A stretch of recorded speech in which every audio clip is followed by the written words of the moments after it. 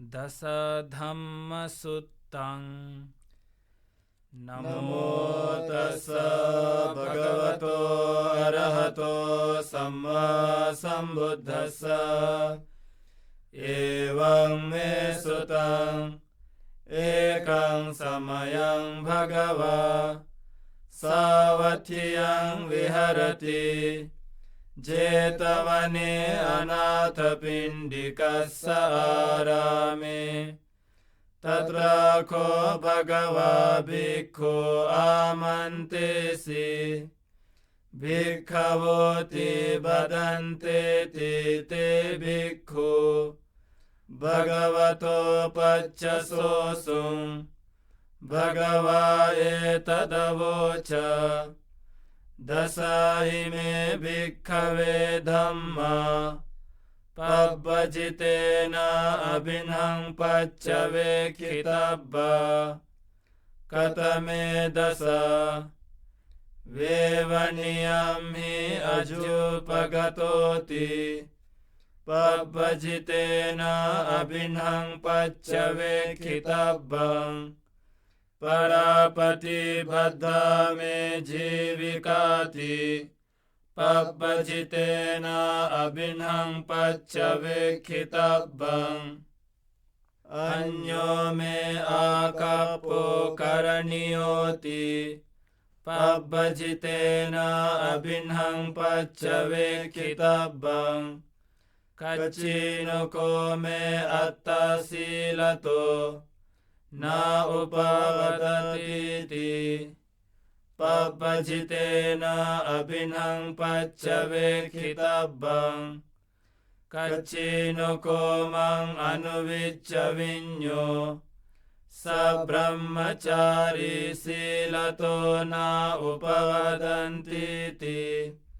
पब्बजितेन अभिन्नं पच्चवेक्षितब्बं सब्बे हि मे पियेहि मनापेहि नानाभावो विनाभावोति पब्बजितेन अभिन्नं पच्चवेक्षितब्बं कम्मस्सकों हि कम्मदायादो कम्मयोनि कम्मबन्धो कम्मपतिसरणो यं कम्मं करिष्यामि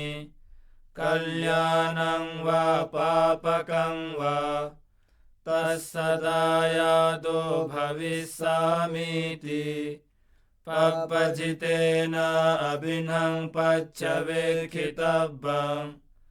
कथं भूतस्य मे रतिं दिवा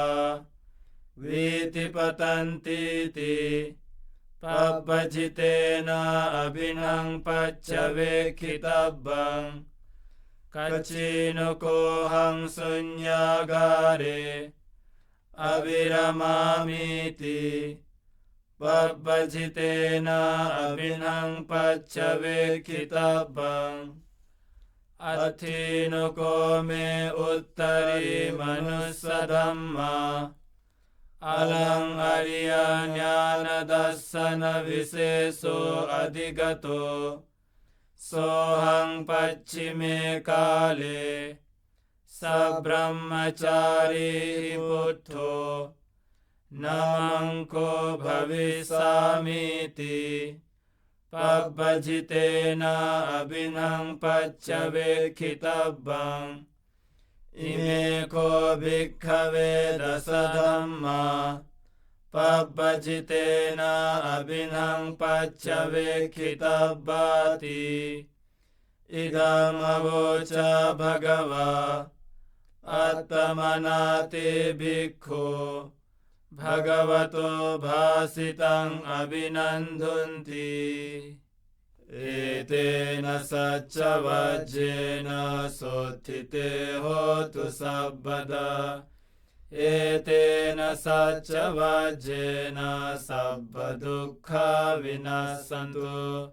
एतेन सच्चवज्जेन सर्वभया विनश्यन्तु एतेन सच्चवज्जेन सर्वरोगा विनश्यन्तु एतेन सच्चवाज्येन होतु ते जयमङ्गलम् एतेन सच्चवाज्येन पातु ते रतनत्रयम्